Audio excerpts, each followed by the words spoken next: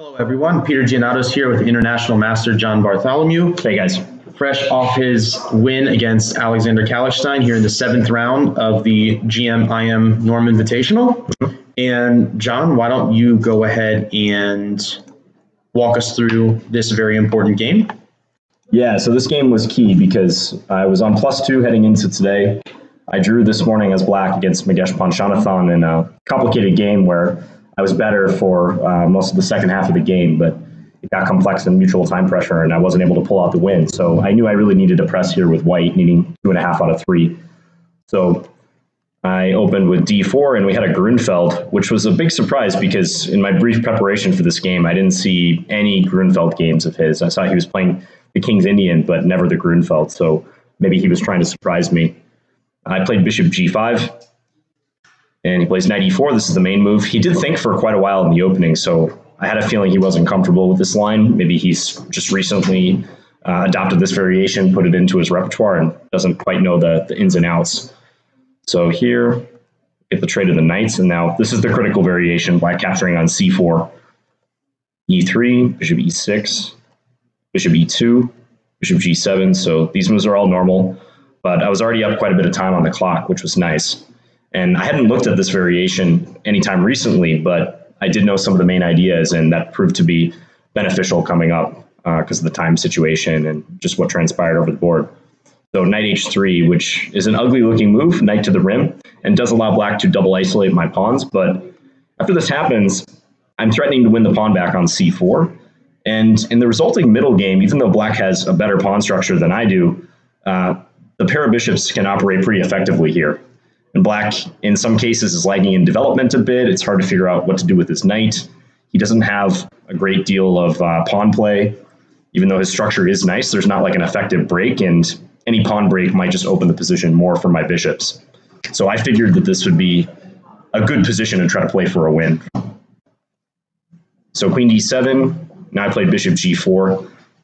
I think I've looked at this position before, but again, it's been quite a while, and I couldn't remember the details. One point here is I can't take on c4 because he has queen c6 hitting c4 and h1. So don't want to make that blunder. Mm-hmm.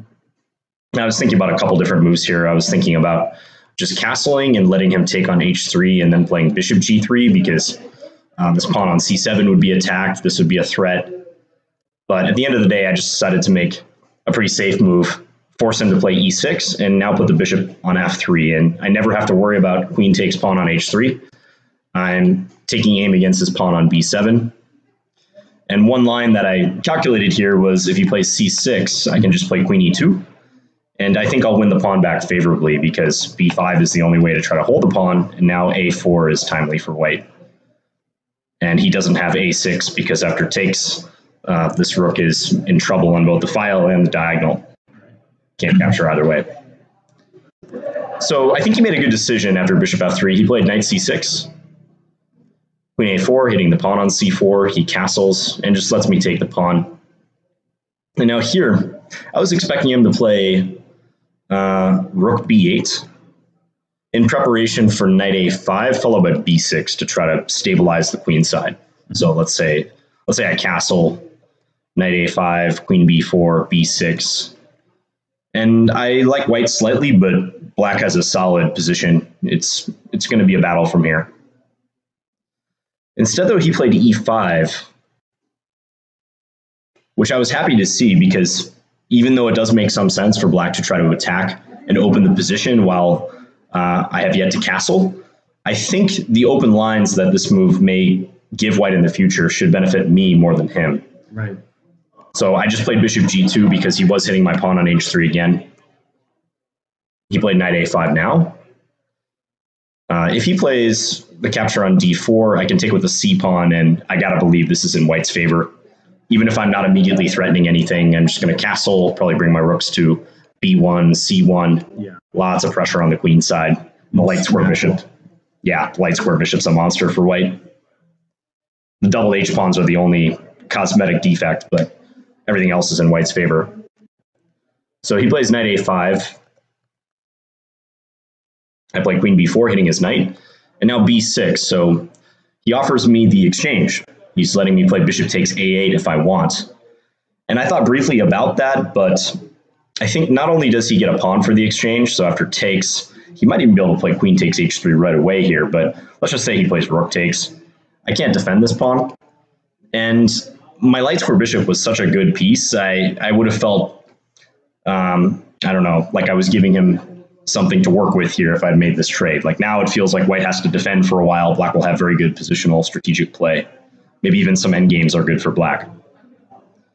So I thought, you know what, let's just keep the MVP of the position, keep that light square bishop. Right. So I played rook d1, and he played rook e8, because it is hard for his rooks to find squares when I've got my bishops slicing through his position. You know, the dark square bishop controls d8, still on his rook. Now with rook d1, this is a possibility. So he plays rook e8, and I thought a bit about castling here, but ultimately I decided that this was the most principled move. Take the pawn, discovered attack on his queen.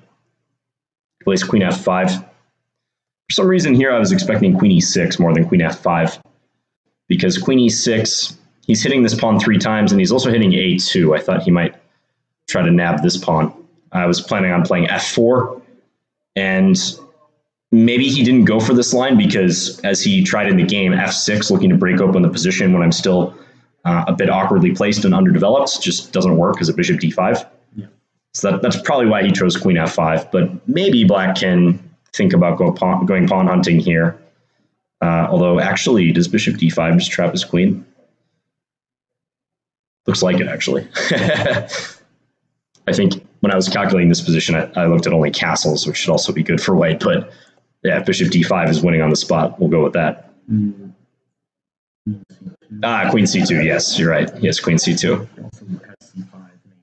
Yeah, as a bailout. Yeah, and this still looks quite good for white, I would say. Let's say castles. Yeah. You know, c5, a3, something like this. Yeah, I thought you just castle immediately and reserve the bishop d5 move. I mean, but maybe the queen on c2 is not a great situation. Yeah, like he's got this majority on the queen side, but it's hard to unlock, and he's really at the mercy of my bishop pair. I thought at some point I might be able to do something in the center. Yeah. So instead, though, he did play that queen f5 move, and I defended the pawn on e5. Plays f6, just breaks immediately. And now this is an interesting moment, because if I castle, let's say, and he takes on e5, and I take back, queen takes, even though I kind of felt like there might be something here for white with the bishop pair, I didn't see anything that was truly going to hurt him. And I've got so many weaknesses, e3, c3, I could lose all my pawns and maybe still not win material or mate him. So I think the move I played is much better. So instead of castling, I played e6. And here he blundered big time. Okay. So the point of e6 is, for one thing, to keep him a bit bottled up here. Yeah. Eventually, he'd like to move his queen and play f5. So we're making that harder, not letting him take on e5. But the other main point is if he takes this pawn, then he runs into bishop d5. Right. After the game, we were looking at rook takes d5, bishop d5, and then I think he was suggesting c5. Mm-hmm. And some possible compensation. Yes, right. Maybe queen b5. I don't think I have to be in a hurry to take that rook. And it should be good for white. It's going to be a question which pawn I want to guard. Like, let's say he plays king h8, and I go ahead and take here. Now I have to decide which of these pawns I want to save. But I think white must be better here. Open position. He's good on the queen side, but the knight is kind of out of play. It needs to get into c4 sometime soon. But this is probably his best bet. Yeah. He doesn't sack the exchange, then he might fall victim to what happened in the game. Mm-hmm. Or the pawn could just be annoying. Like, he'll probably have to take it sometime soon anyways. Yeah. I mean, the knight on a5 is like it sticks out as being a piece that, well, while its influence over c4 square is a common theme in the Grunfeld, in this position specifically, it doesn't really look like he's really prepared to utilize that piece. And the bishop on g7 is now also obstructed. So it looks like the tactics are working for you here with your e6 move, but also just the relative value and placement of your minor pieces seem to be Yeah. It seemed to just prove like white is in control here, assuming black has no tactical move. And that played a major role back here when he played knight a5 followed by b6. I was hoping that would be the case, that even though he's all protected and it looks nice on the queen side, he's so weak on the light squares in this knight. He's going to take another move at least to get back in the game, and it might just be out of the game entirely for a while. That was the big factor in deciding to keep this bishop versus taking the exchange. So the game finished pretty quickly after this e6 move because he just didn't see the main threat. So he played pawn c6, which makes sense because he's trying to control d5 and prepare the capture. But I can simply play e7. And black is losing an entire rook or a queen for a rook at this point, which is hard to believe. Like white's not castled, and it doesn't look like I should be able to really hurt him here. But yeah, the main point is if rook f7, the only safe square for the rook, I have rook d8. And if rook takes here, then I can play queen takes.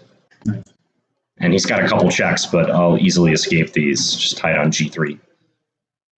That's over. So the only thing he can really do after e7 is give up a rook somehow and hope for an attack against my king. So he played c5, hitting the queen. Good take. Bishop takes. And now queen a4. He takes on e3. So unfortunately here, I can't defend the e3 pawn and save my queen at the same time. But I saw that with my queen on a4, I'm guarding f4, and also maybe I can come into d7 or e8 sometimes, depending upon where he puts his major pieces. Yeah, I have to admit, when I came up to look at the games, to observe the games, this is when I came by, and it hadn't clicked to me that you were up a rook in the position. And I was like, oh my God, what happened in the position that went so wrong? The central pawn formation was so solid earlier. And then, after about 10 seconds, I realized you're up a rook. Yeah. I didn't know how it happened. It would be horrible with not being up a rook. Yeah. So I was like, okay, now wait a minute. He's up a rook. So totally justified the slightly awkward situation. Pieces are a little awkwardly placed. Pawn structure, not the best, but for a rook, you'll go through that sort of suffering. And I had calculated this back when I played e7 just to be absolutely certain. I was pretty sure e7 was just flat out winning, but you want to make sure that you tie it up and put a ribbon on it. Right. So he plays rook d3, which I actually saw a few moves back, which is a highly paradoxical move. You would think that black, having just lost a rook, would not want to trade rooks, but if I take, he does get a bunch of checks. And I also saw, here, even though I could try to hide on g3 if he continues checking, in this line, he has this move c4, threatening bishop c5, and I mean, maybe I can somehow. I guess I have queen e8 here. I was about to say pin the bishop. Yeah. This should probably also win. Now they look. King here, maybe. Still bishop c5. Right. He's controlling d7. I don't have any checks with the queen. Bishop f6. Bishop f6. Yeah, and then take f8. Yeah, that should do the trick. So yeah, probably this also wins. One of those lines like you look at with the computer and it's like, that's nonsense. Yeah, nothing. Nothing to worry about at all. But I just decided it was easier to avoid the rook trade and not allow his queen to come in because he doesn't have any good checks here. So he has to play something to try to further the attack. He played c4, looking for bishop c5 ideas, and also cutting my queen off from the defense of the f4 pawn. But now queen e8, pinning the bishop, very important. He can take with check, but I just played bishop f2, covering. And I didn't see anything for him here. I assumed one of the key points was like if rook d2, you have bishop d5 check, and then queen e6. Yes. And then otherwise you're winning his bishop on f8 with check. Right. Yeah, that's exactly right. So nice line. Rook d2, bishop d5. Yeah, I have king g7 here, and then take his bishop with check. Right. Or even, I guess, bishop e3. E3, if he, I mean, he's getting mated or losing. Oh, sorry, bishop e3 would be illegal. Oh, yeah. It is 10:30, but yeah, we shouldn't miss that one.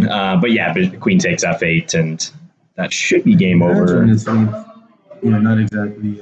Rook e2, I always have as a bailout. Diagonal. I also saw that I could play queen e3 right here. It should win. Just be safe. It did cross my mind, like maybe he can trade and try to gather some pawns, like take a2, but I mean, he is down a rook, so once I get coordinated, it should be over. Yeah. So instead after bishop f2, he snagged the pawn on c3, but that just allows bishop d5 directly. Oh, yeah, without any trouble. Yeah. Yeah. And king g7, queen f7 is just easily winning, so he resigned. So bit of an abrupt end after I was able to get in e7, but a lot of times in these Norm tournaments, any strong tournament, you need a bit of luck, and I did feel like my position was promising here. So, Excuse me, Peter, can you talk? Yeah, one sec. Let us finish this real quick. So, after e7, obviously winning for white, but I like my position anyways going into that. Well, congratulations. Why don't you go ahead and tell your fans exactly what you need to do tomorrow. Yeah, so I need 1.5 out of 2 tomorrow for the Grandmaster Norm. I'll have white in the morning against Denis Shmelov, and then black against Brodsky in the last round of the tournament. So, hopefully I can gather 1.5 points or 2 points, and make it a tournament. But just trying to play objectively, really. Of course. Yeah, we were just talking about that actually earlier today at lunch. That sometimes you just try to take it one game at a time and capitalize, and that's what you did. And I think in the past I've tried to force things, especially in these tournaments where you know exactly what score you need. But I think the much more effective strategy is just play your game and see what happens. Obviously, if you need a certain number of points, you'll push for that. But best to just play your game and let things develop. Definitely. Well, it's getting a little late here, but congratulations on your important win, and good luck tomorrow. Yep. Thanks.